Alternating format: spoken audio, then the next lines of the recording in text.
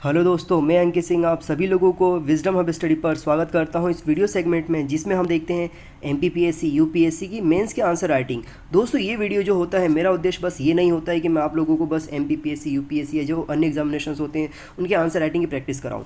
उसी के साथ साथ मेरा उद्देश्य ये होता है कि आप लोग जब किसी भी विषय पर जब चर्चा करें, तब आपको ये जो टॉपिक मैं बताता हूँ ये आपको हर जगह मदद करे, चाहे वो डिबेट क्यों ना हो, चाहे वो किसी चीज़ मुद्दे को लेकर के बात क्यों ना हो। तो इसी विषय में मैं ये जो टॉपिक डिस्कस कर रहा हूँ, ये हमारा जो जीएस पेपर 2 रहेगा, जिसमें अंतर्राष्ट्रीय संगठन की बात कही गई है, उनके लिए बहुत ज़्यादा महत्वपूर्ण रहेगा। प्रश्न कुछ इस प्रकार है कि नेम क्या है।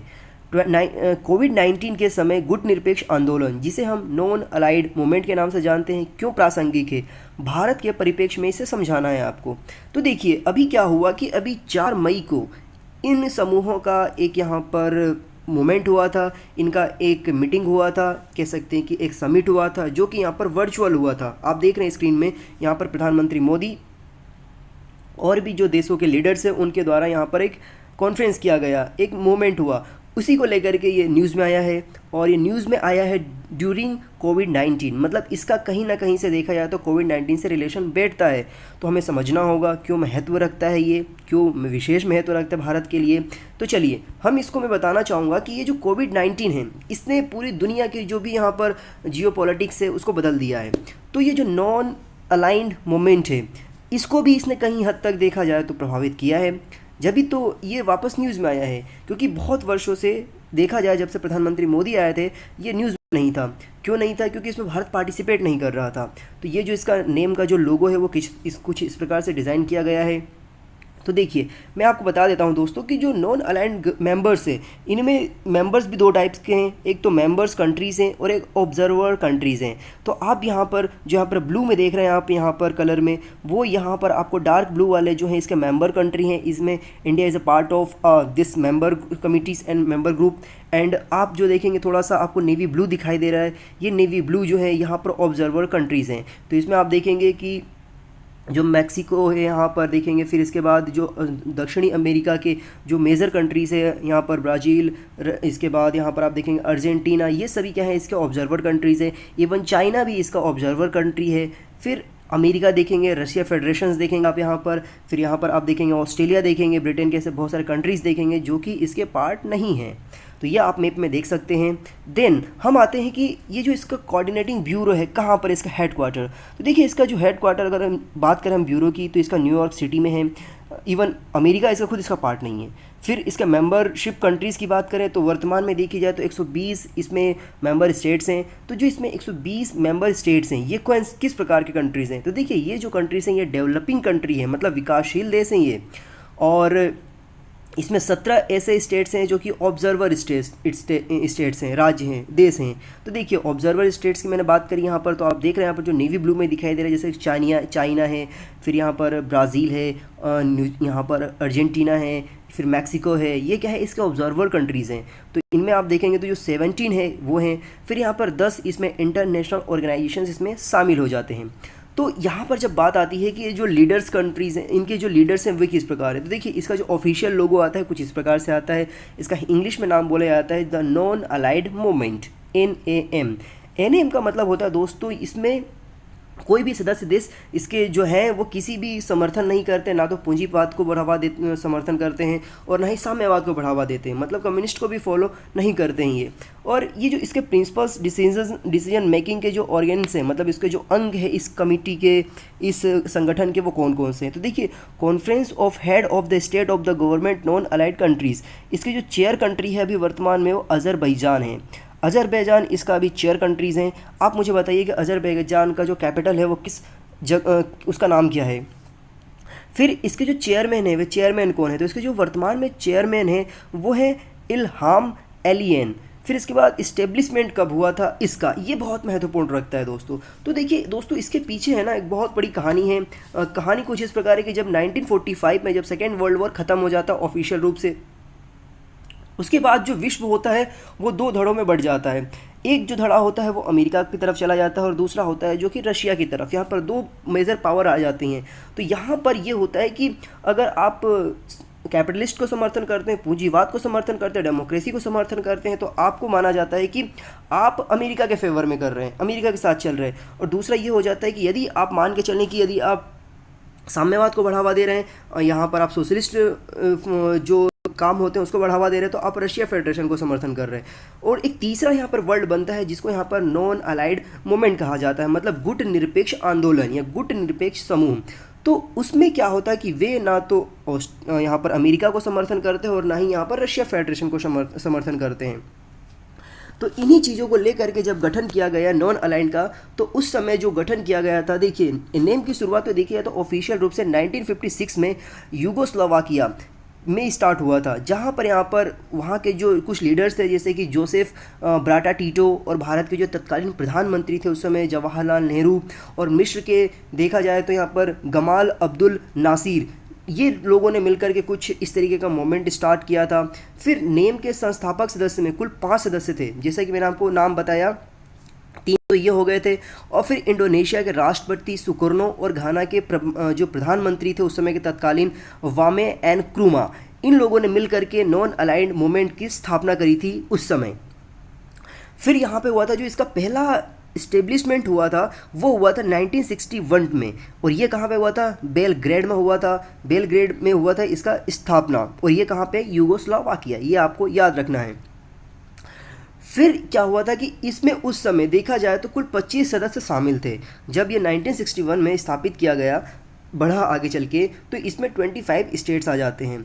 इसी के साथ साथ अब जो हम वर्तमान की बात करें, जब यहाँ पर आप उसकी ऑफिशियल वेबसाइट पर जाएंगे तो आप यहाँ पर पाएंगे कि इसके वर्तमान में मतलब यहाँ पर मई 2020 की जब मैं बात कर रहा हूँ, यहाँ पर 120 देश इसमें शामिल हैं। 17 इसके ऑब्जर्वर स्टेट्स हैं, जिसे आप हिंदी में यहाँ पर पर्यवेक्षक देश कहेंगे, और 10 जो यहाँ पर देश है वे हैं यहाँ पर पर्यवेक्षक संगठन ऑर्गेनाइजेशन, जिसकी मैंने बात कही थी। यहाँ पर 10 इंटरनेशनल ऑर्गेनाइजेशन इसमें शामिल किए गए हैं। तो ये तो हो गई इसकी बात। तो देखिए यहाँ पे आपको मैं बताऊँ यहाँ पर, तो देखिए 1960 तक यूएन के लगभग 16 नए देश अफ्रीका से मतलब आए थे इसमें। जब ये 1961 में जब ये बनाए गए थे तो इसमें लगभग 16 देश ऐसे थे जो कि अफ्रीका कॉन्टिनेंट से उठ करके इसमें जुड़े थे। अब हमें सवाल ये उठता है कि चलिए ये सब तो ठीक है, अब यहाँ पर देख रही है मीटिंग यहाँ पर सामने ऑर्गेनाइज़ की गई है, तो इसी प्रकार की जो मीटिंग है वो उस समय भी ऑर्गेनाइज़ की गई होगी। तो सवाल ये उठ के आता है कि ये क्या बात थी, क्या उद्देश्य को लेकर के नॉन जो अलाइंड मूवमेंट है, गुट निरपेक्ष आंदोलन है, इसकी स्थापना की गई। तो देखिए क्या हुआ कि जब कोल्ड वॉर था तो कोल्ड वॉर के समय बहुत सारी जो मैंने चीज़ें थी, मैंने आपको बताया कि प्रारंभ में क्या क्या हुआ था। तो इसका उद्देश्य ये था कि जो आपसी सहयोग है उसको स्थापित करना। कोल्ड वॉर के समय जो कि 1947 से लेकर के यूएसएसआर के विघटन तक आप देखेंगे, सोवियत रूस के विघटन तक 1990 तक बहुत सारी ऐसी प्रॉब्लम्स थी जो मैंने बताया है आपको इस प्रारंभ में। तो उसी को सभी देश जो थे डेवलपिंग, आप देखें इसमें 120 में डेवलपिंग कंट्री है, सभी अपना विकास चाहते थे, और वे कंट्रीज़ ना तो रशिया के साथ दुश्मनी मोल लेना चाहते थे और ना ही अमेरिका से दुश्मनी मोल लेना चाहते थे, लेकिन विकास करना चाहते थे। तो उन्होंने ये कहा कि हम दोनों में से किसी के साथ नहीं रहना चाहते हैं, हम एक ऐसा संगठन बनाना चाहते हैं जहाँ पे हमें दोनों का सहयोग प्राप्त हो और दोनों के साथ दुश्मनी ना मोल लेनी पड़े। ये एक उसका उद्देश्य था, मेजर उद्देश्य था, जिसको लेकर के इसका प्रारंभ किया गया था। फिर आगे की अगर हम बात करें तो आगे बहुत सारी चीज़ें हो जाती है। तो दोस्तों अभी क्या हुआ कि अभी हाल ही में जो कोविड-19 महामारी है, इसके प्रबंधन को लेकर के, इस पे किस तरीके से कार्य किया जाए, इसी को लेकर के अभी नॉन अलाइंड जो मूवमेंट है इसका एक शिखर सम्मेलन आयोजित किया गया। ये शिखर सम्मेलन जो था, जो कि मैंने आपको फोटो दिखाया, एक वर्चुअल शिखर सम्मेलन था। तो इसमें क्या क्या मुख्य बिंदुएं सामने आई है, तो देखिए इसे तो बेसिकली देखा जाए तो एक आभासी सम्मेलन था, मतलब एक वर्चुअल था, जिसमें कोई भी किसी के सामने जो था वो डिजिटल रूप से था। तो ये जो मोमेंट था, ये जो काम था, ये जो मीटिंग थी, यह अजरबैजान द्वारा आयोजित की गई थी। इसमें 30 राष्ट्र के जो प्रमुख थे उन्होंने पार्टिसिपेट किया, जिसमें भारत के प्रधानमंत्री नरेंद्र मोदी जी ने भी किया इसमें सम्मेलन में पार्टिसिपेट। और ये देखा जाए तो जो प्रधानमंत्री नरेंद्र मोदी हैं, उनके द्वारा 2014 में सत्ता संभाली गई थी, उसके बाद वे बहुत ही कम समय में यहाँ पर इस मीटिंग में उन्होंने पार्टिसिपेट किया है। 2000 देखा जाए तो 2016 से लेकर के 2019 के बाद प्रधानमंत्री नरेंद्र मोदी जी के द्वारा इसमें पहली बार भाग लिया गया, मतलब 16 से लेकर के 19 तक उन्होंने एक भी मीटिंग में पार्टिसिपेट नहीं किया। आपको मतलब बताऊं तुम्हें तो देखिए 2016 में जो हुआ था वेनेजुएला में हुआ था, उसमें भी उन्होंने पार्टिसिपेट नहीं किया था। फिर अजरबैजान में हुआ था, उसमें भी पार्टिसिपेट इनके द्वारा नहीं किया गया था। जब यहाँ पर जो सम्मेलन हुआ, इसमें जब इन्होंने पार्टिसिपेट किया, तो इसमें उन्होंने क्या बोला, इसमें उन्होंने जो बोला वो बहुत ही कह सकता हूँ कि बहुत ही एक सही बात है उनके द्वारा कही गई। उन्होंने जो मुद्दे उठाए वो आतंकवाद का मुद्दा उठाया, फेक न्यूज़ का मुद्दा उठाया। ये उन्होंने बोला कि ये जो समस्या है ये एक वायरस से भी ज़्यादा खतरनाक है, क्योंकि इससे लोग मानसिक रूप से प्रभावित होते हैं और बहुत सारी चीज़ें प्रभावित करती हैं ये। तो ये सारे मुद्दे उन्होंने उठाया। फिर आपको मैं ये बता दूं कि देखिए ये पूरा का पूरा जो सम्मेलन है, इस सम्मेलन के महत्वपूर्ण क्या क्या निर्णय लिए गए। तो देखिए कोविड-19 जो है, इस महामारी के खिलाफ अंतर्राष्ट्रीय जो समुदाय है वो किस तरीके से एकजुट होकर के काम करे, कैसे जो घोषणाएं जो भी की जा रही, जो सदस्य देश हैं वो किस प्रकार से टास्क फोर्स बनाएं और एक दूसरे देशों की मदद करें, ये इसमें कहा गया। फिर ये बोला गया है कि जो भी टास्क फोर्स बनाया जाएगा कोविड-19 महामारी के मैनेजमेंट के लिए, उसमें एक कॉमन डेटाबेस स्थापित की जाएगी। मतलब उसके माध्यम से जो भी इसके मेंबर कंट्रीज़ होंगे वो एक देश के दूसरे देश का डेटा इस्तेमाल करके अपनी जो कार्य योजना है उसको बनाने में सहयोग करेंगे। ये इसमें ऐसा कहा गया है। इसकी जो आवश्यकता है, इसकी जो रिक्वायरमेंट है वो इसमें फील की गई। इसको लेकर के आगे क्या डिसीजंस होता है ये कंट्री पे डिपेंड करेगा, इसके मेंबर्स पे। तो मैं आपको बता दूं कि देखिए कोविड-19 का जो परिदृश्य है उसने बहुत सारी ऐसी समितियां हैं, बहुत सारे ऑर्गेनाइजेशंस है जिसको उसने पूरी तरीके से देखा जाए तो बदल के रख दिया है। इसके बदलने में बहुत ज़्यादा हद तक देखा जाए जितने भी बहुत सारी जो कमिटीज़ हैं, ऑर्गेनाइजेशंस हैं, वो फिर से न्यूज़ में आ रहे हैं। जैसे आपने कुछ समय पहले देखा वो SAARC South Asian association region comprehension जो ग्रुप है वो भी न्यूज़ में आया था, जो कि बहुत समय से देखा जाए तो बंद पड़ा हुआ था। फिर ये सारी चीज़ें हो जाती हैं। चूँकि मैंने आपको इसका गुट निरपेक्ष जो कंट्रीज़ हैं इनके मैंने पूरा बैकग्राउंड बताया, कैसे कैसे ये फॉर्म हुआ, इसकी स्थापना के उद्देश्य भी मैंने आपको बताया। तो इसके बाद मैं आपको कुछ और बताता हूँ। देखिए शीत युद्ध जो हुआ था, जिसे कोल्ड वार कहते हैं, गुट निरपेक्ष जो देश है उनकी नीति और भारत की नीति कुछ अलग अलग थी। दोनों की वजह से इसको देखा जाए तो न्यूज़ में आया और फिर इसका डेवलपमेंट हुआ। तो गुट निरपेक्षता के कारण भारत ऐसे अंतर्राष्ट्रीय फैसले ले सका जिसके कारण हित साधना हो या ना हो महाशक्तियों और उनके खेमे में। मतलब इसका क्या तात्पर्य है, जैसे मैंने आपको बताया कि कई बार ऐसे मौके भी आए जब यहाँ पर कभी अमेरिका की रिक्वायरमेंट होती थी भारत को, तो कभी रशिया की। लेकिन यदि यहाँ पर भारत कभी अगर इन जैसे कि पूंजीवादी या फिर साम्यवादी विचारधारा से बंध जाता है, उसको फॉलो कर लेता, तो दोनों देशों में से किसी एक के साथ उसे टिकना पड़ता। लेकिन हमें विकास करना था, हम एक डेवलपिंग नेशंस थे, इसलिए हमें दोनों की ही ज़रूरत थी। और दोनों की ज़रूरत के लिए सबसे बड़ा ज़रूरत ये था कि हम उन दोनों की जो विचारधारा उनके साथ ना जाएं, हम एक ऐसी विचारधारा डेवलप करें जो कि हमें दोनों को मदद देने में मदद कर सके। तो उस विचारधारा के सामने क्या आया, नॉन अलाइंड ग्रुप, मतलब गुट निरपेक्ष समूह, जिसमें किसी भी गुट में शामिल नहीं होना। तो ये भारत का एक परिदृश्य था। लेकिन कई बार ऐसा भी होता है दोस्तों कि यही नीति जो है ना भारत को कई बार नुकसान भी दे देती है, नियम की आलोचना भी की जाती है। तो वो क्या होता है, तो देखिए भारत की गुट निरपेक्षता की नीति सिद्धांत विहीन है। मतलब भारत की कोई आइडियोलॉजी ही नहीं है कि क्या हम किस तरीके से इस जो परिदृश्य है उसमें एक देखें। मैं इसके आपको एग्जांपल भी दूंगा कहीं। तो देखिए क्या होता है, आलोचना जो की जाती है क्योंकि भारत अपने राष्ट्रीय हितों को साधने में प्रायः महत्वपूर्ण अंतर्राष्ट्रीय जो मामले होते हैं उसको सुनिश्चित कर लेने के पक्ष में नहीं होता है, कई बार बचता है। जैसे कि अभी आप देखेंगे कोविड-19 को लेकर के बहुत सारे कंट्रीज़ अपना स्टैंड रख चुके हैं। अमेरिका के जो प्रेसिडेंट ट्रंप है वो तो दिल्ली आकर के सबसे पहले जो भी शब्द बोलते हैं वो चाइना के लिए बोलते हैं। ब्रिटेन भी बहुत हद तक अपनी स्टैंड रख चुका है। आप देखेंगे यहाँ पर इटली ने तो वॉरफेयर मांगा, मैंने आपको पुराने वीडियोस में भी बताया है। तो ये सारी चीज़ें सामने आ रही है। और जिस दिन मैं रिकॉर्डिंग कर रहा हूँ इससे एक दिन पहले की बात बताऊँ मैं आपको, तो यहाँ पर जो जापान है, जापान भी यहाँ पर पूरा क्लियर कर चुका है, संदेश दे चुका है मीडिया सोर्सेज के माध्यम से। उनके जो विदेश मंत्रालय के जो प्रवक्ता हैं उन्होंने भी बता दिया है, विदेश मंत्रालय के सचिव हैं उन्होंने भी बता दिया है कि वे जो ताइवान है, ताइवान को सपोर्ट करते हैं यहाँ पर वर्ल्ड हेल्थ असेंबली के लिए। फिर यहाँ पर आप देखेंगे न्यूजीलैंड हुआ, यहाँ पर ऑस्ट्रेलिया हुआ, ब्राज़ील हुए, सभी देश यहाँ पर समर्थन कर रहे हैं। लेकिन भारत की तरफ से ऐसा कोई भी एक ऑफिशियल जो कह सकते हैं कि न्यूज़ है, स्टेटमेंट है, किसी भी लीडर्स के द्वारा नहीं लिया गया। तो इसकी जो हमेशा से आलोचना की जाती थी वो अभी भी की जा रही है। तो ये भारत की जो नॉन अलाइंड मूवमेंट की जो पॉलिसी है वो कई हद तक कन्फ्यूज़ करती है सुनिश्चित करने करने का मौका नहीं देती है कि भारत आखिरकार चाहता क्या है, यहाँ के लीडर्स क्या चाहते हैं, इसलिए इसकी आलोचना की जाती है। दूसरी बार यहाँ पर ये देखा जाता है कि भारत में व्यवहार की जो स्थिरता है वह नहीं स्पष्ट नहीं है, क्योंकि यहाँ पर इतनी सारी पॉलिटिकल पार्टीज़ हैं, इतने सारे यहाँ पर विचारक हैं, इतने सारे आइडियोलॉजी यहाँ पर स्प्रेड होती है, उसमें क्या होता है कि वहाँ पर क्लियरेंस नहीं आ पाती कि एक्चुअली में किसके साथ जाया जाए। तो यहाँ पे बहुत सारी विरोधाभासी कन्फ्लिक्ट क्रिएट हो जाते हैं। भारत ने स्वयं वर्ष 1971 में सोवियत संघ के साथ अपनी मित्रता की संधि पर हस्ताक्षर कर दिया था, लेकिन क्या था, नॉन अलाइंड मूवमेंट का क्या था कि वो उसे किसी के साथ शामिल नहीं होना है, तो ये भी अपने आप में कन्फ्लिक्ट क्रिएट करता है।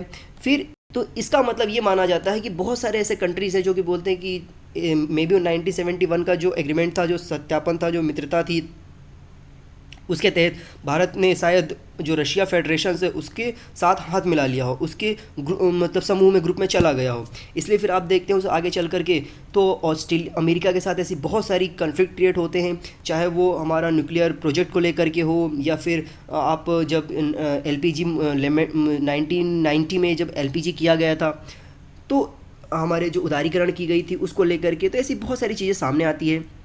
फिर हमें बात ये करना होगा कि जब ये 2.0 मतलब नेम 2.0 क्या है जो अभी आया है, तो देखिए जब नेम 2.0 की जब हम बात करते हैं, ये नीति भारत की 21वीं सदी के जो विदेश नीति है उसके मूल सिद्धांतों की पहचान कराती है, जो कि देश को अपनी रणनीति, स्वायत्ता और मूल्य जो प्रणाली है उसको संरक्षित रखने के लिए एक विश्व मंच का प्रोवाइड कराती है। तो यहाँ पे अभी देखना होगा दोस्तों कि जो वर्तमान की अगर हम बात करें तो वर्तमान में क्या हो रहा है कि जो हमारी जो मोमेंट है, इस मोमेंट में क्या हो रहा है कि यहाँ पे जो हमारे विदेश मंत्री हैं एस जयशंकर प्रसाद, ये बहुत ही ज़्यादा एक बहुत ही ऐसे डिप्लोमेट माने जाते हैं जिनको एक बहुत ही अच्छी समझ है। इन्होंने चाइना में भी बाकायदा अपना समय गुजारा है, वहाँ पर 2 वर्षों तक ये एम्बेसडर रहे, फिर इंडिया में ये आए, इंडिया में फिर ये इंडिया के फॉरेन मिनिस्टर बने हैं ये अभी जो सरकार है, फिर इन्होंने अमेरिका में भी काम किया है। तो इन्हें ऐसा माना जाता है जो कि इनकी जो डिप्लोमेसी है इसको इतना मजबूत माना जाता है कि कहा जाता है कि इनकी जो समझ है वो बहुत ऐसी है कि जो वो चाइना की जो पॉलिसी है उसको बहुत अच्छे से समझते हैं। तो मे भी उसी का एक कारण है कि इतने वर्षों के बाद 2016 से 2019 के मध्य आप देखें तो एक भी मोमेंट में यहाँ पर पार्टिसिपेट नहीं किया गया था प्रधानमंत्री मोदी के द्वारा, लेकिन अब फिर से यहाँ पर आपको देखा जाए तो ये यहाँ पर पार्टिसिपेट कर रहे हैं। तो इसके बाद आपको मैं बता दूँ दोस्तों कि जो नॉन अलाइंड मोमेंट है इसका जो उद्देश्य था बेसिकली वे था एंटी अमेरिका ऑर्गेनाइजेशन के रूप में। मतलब जब यहाँ पर वर्ल्ड वॉर जब सेकेंड ख़त्म हुआ, चाइना 1948 में 49 में जब वो उदय होता है उसका, फिर आज के समय देखा जाए तो इतना बड़ा एग्रेसिव कंट्री बन चुका है चाइना। तो इसका उद्देश्य ये था उस समय कि जब कोल्ड वॉर 2 चल रहा, मतलब कोल्ड वॉर के बाद जब स्टार्ट हुआ था उसमें दोनों जो देश थे वो किसी तरीके से सबका उद्देश्य ये था कि अमेरिका को स्ट्रिक्टली रोकना था, उसके चीज़ों को रोकना था, उसका एग्रेशंस को रोकना था। इसीलिए यहाँ पर एंटी अमेरिका मूवमेंट के साथ यहाँ पर स्टार्ट किया गया था नॉन अलाइंड ग्रुप को, क्योंकि उसके बाद देखा जाए तो बहुत सारी आप जब हिस्ट्री में जाएंगे, आप मोमेंट में जाएंगे तो जो रशिया फेडरेशन था वो बहुत सारा टूटता गया, उसके अंदर बहुत सारी प्रॉब्लम्स आ जाती हैं। फिर इसके साथ नेम के जो ज़्यादातर सदस्य हैं, अब अगर हम वर्तमान की अगर देखें कि नेम में क्या क्या प्रॉब्लम, क्या क्या चुनौतियां आ रही है, तो जो नेम की अगर हम बात करें तो ये एक ऐसा थर्ड वर्ल्ड बन चुका है जिसके जो लीडर्स हैं वो खुद अपने आप में एक तानाशाह बनते जा रहे हैं। मैं आपको उदाहरण देता हूँ, देखिए थर्ड वर्ल्ड जिसकी हम बात करते हैं, देखिए फर्स्ट वर्ल्ड, सेकेंड वर्ल्ड और थर्ड वर्ल्ड, जब हम इसकी बात करते हैं तो कुछ एक वर्ल्ड ऐसा होता है जो कि अमेरिका सपोर्ट करता है, दूसरा वर्ल्ड ऐसा हो जाता है जो कि रशिया फेडरेशन की सपोर्ट करता है, और तीसरा वर्ल्ड ऐसा हो जाता है जो कि किसी को समर्थन नहीं करता है, तो उसी को यहाँ पर थर्ड वर्ल्ड कहा जाता है। तो उस थर्ड वर्ल्ड में देखें तो जो कि यहाँ पर जो मैंने आपको बताया था अभी, जो चेयरमैन है यहाँ पर अजरबैजान के इल्हाम अलीगेव, ये क्या, ये अपने आप में एक तानाशाह हैं। आप जब अजरबैजान की हिस्ट्री को उठा करके देखेंगे, वर्तमान की परिस्थिति को उठा करके देखेंगे तो ये अपने आप में एक डिटेक्टर है। तो हम समझ सकते हैं कि ये जो थर्ड वर्ल्ड की बात की जाती है, नेम की बात की जाती है, तो इसके जो लीडर्स होते हैं वो आते हैं एक अच्छी मंशा के साथ, लेकिन बाद में क्या होता है, ये एक ऐसे टोटलिटेरियन की तरफ चले जाते हैं, एक ऐसे तानाशाह की तरफ चले जाते हैं जो कि वहाँ की उनके खुद के देश की पब्लिक की जो इमोशंस है, जो बातें हैं, उसको ध्यान नहीं देते हैं। फिर इसके साथ साथ हम बात करें चाइना की, तो देखिए चाइना आज उसके बारे में जो उसकी डेवलपमेंट है, उसका जो हिस्ट्री है, उसकी जो चालाकी है वो किसी से छुपी नहीं है। तो China is a part of a name. Way China इसका सदस्य तो नहीं है परमानेंट, लेकिन इसका एक ऑब्जर्वर स्टेटस वाला देश है। एक ऑर्गेनाइजेशन से जो कि इसमें मोमेंट रखता है, अपनी अपनी कुछ ना कुछ बातों को यहाँ पर रखता है वो। तो ये भी एक बहुत बड़ा बात है जिसे समझना होगा, तभी जा कर के हम चीज़ों को समझ पाएंगे। तो दोस्तों इस वीडियो के माध्यम से मैंने आप लोगों को समझाने की कोशिश किया, नेम क्या है, इसकी प्रासंगिकता क्या है, इसका उद्देश्य क्या है, क्यों इसका उदय हुआ, क्या इसके ऑब्जेक्टिव्स थे, ये सारी मैंने चीज़ें आपको बताने की कोशिश करी। आई होप, मुझे उम्मीद है कि आप लोगों को ये चीज़ें समझ में आई होगी। अब मैं आपसे कुछ सवाल पूछूंगा जिसके आप जवाब देने की कोशिश करिएगा।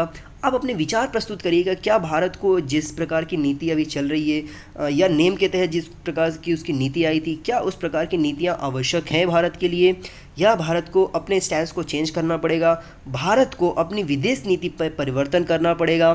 70 वर्षों के बाद हमने देखा है कि डेवलपमेंट किस आधार पर हमारी हुई है। हमें हमेशा से एक अवसरवादी देश के रूप में संज्ञा दी गई है पूरे विश्व लेवल पे।